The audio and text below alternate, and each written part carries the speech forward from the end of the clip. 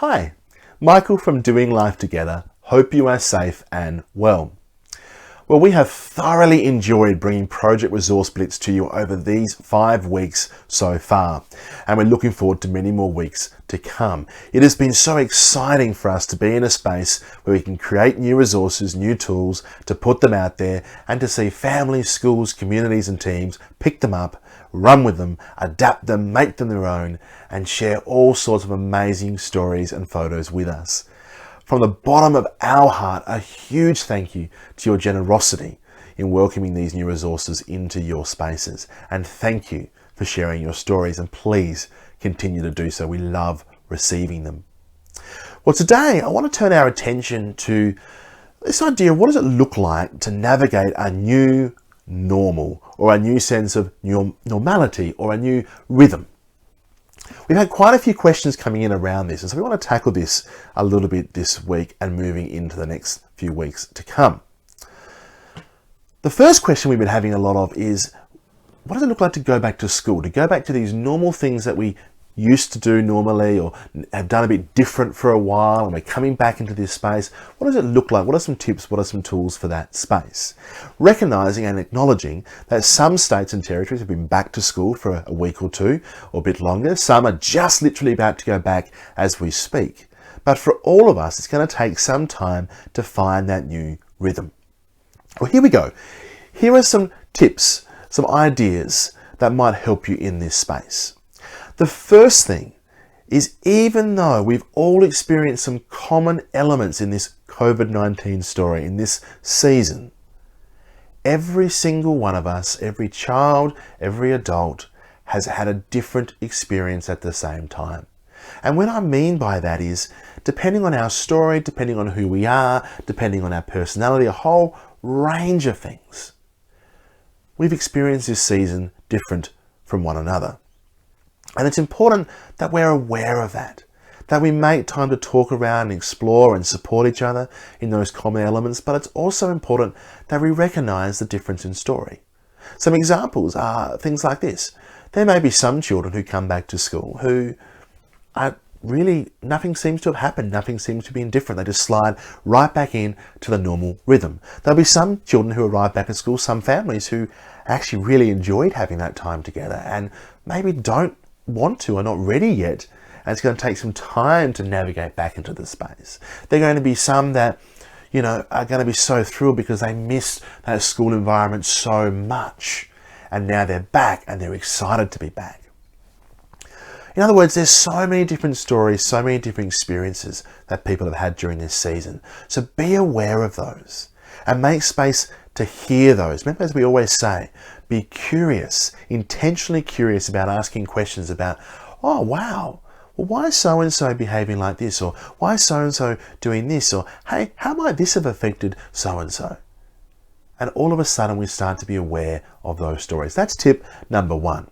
Tip number 2 is, for the time being, focus on relationship, relationship, relationship. The sense of belonging and connectedness or connection is so important for us as human beings. It's so important for our children. It's so important for our educators. It's so important for our families, for our parents. And what we know is, during this season, that's looked very different. There's been some great things in how we've been able to change the way we relate, and we'll talk about that more later in the week. There's been some struggles and some additional challenges. But we're getting back to, what does it look like now to connect face to face? What does it look like to be in the same space? Maybe some friends, some peers we haven't seen for many weeks.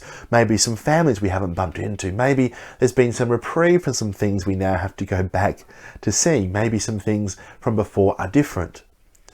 All of this is going to take time. So for now, don't push ahead strongly on having to do every learning task or get everything finished or get everything done. Learning will come in its own time. It will happen. Work on the relationship, belonging and connection. Make time to play games together, to laugh together, to have fun together, to just go outside together, to just be together. And work out what that looks like again in this new rhythm. The third tip is this.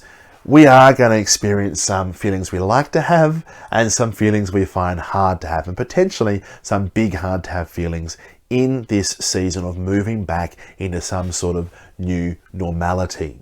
And some children, some families, some educators will find this more difficult than others, going back to tip 1, being aware of different stories. So whenever possible in this season, acknowledge feelings as they happen, recognize them, say they're okay to have. Every feeling is okay. Then practice tools as you need, support each other practicing tools to make those feelings bigger and smaller as they show up, as they turn up, day to day, week by week.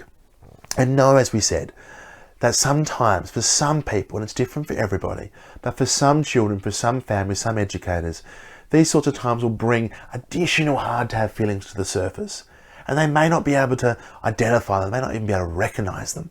So again, use tools, use language, look at other video resources if you need some tips on that, to talk around feelings, acknowledge, and to practice tools. The 4th tip is this. We are in an unprecedented time. Very rarely does an event like this come along where we are forced to, as families, as schools, as communities, as teams, to slow down. And we're given an opportunity to start thinking about, as a family, as a school, as a classroom, as an individual, what do we really want to be about? So I encourage you at this time, when we have that opportunity, when we're coming back in, it's almost like we've pressed the reset button on a video game. We're coming back in now. As a classroom, as a school, as a family, as a community, ask yourself the question, what do you want to be about? What do we want our rhythm to look like day to day? Do we just want it to be what it was before, or do we want to start thinking about what it could be like?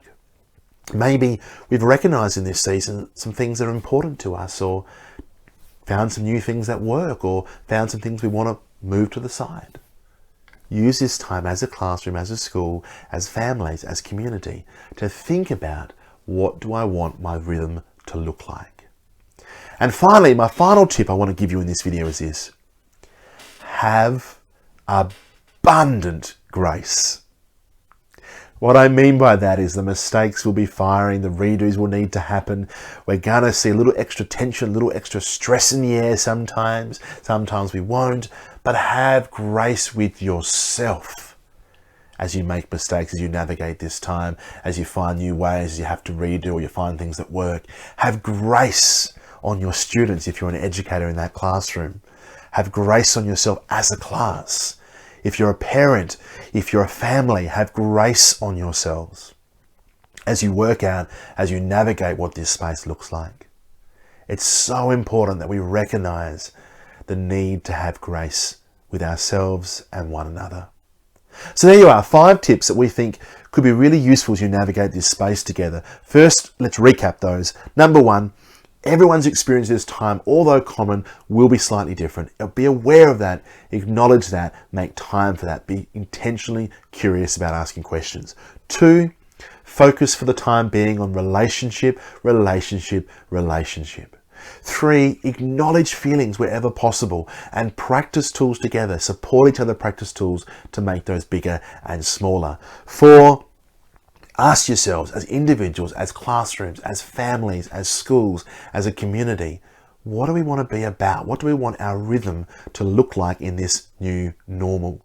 And 5, have an abundance of grace with yourself and others. Well, we hope you have an amazing week. We're going to share a couple of other videos this week, sort of building on what we're talking about today. How do we look at this new normal? How do we make changes together in our families, in our schools, in our communities? But for now, have an awesome week, and we'll see you again real soon.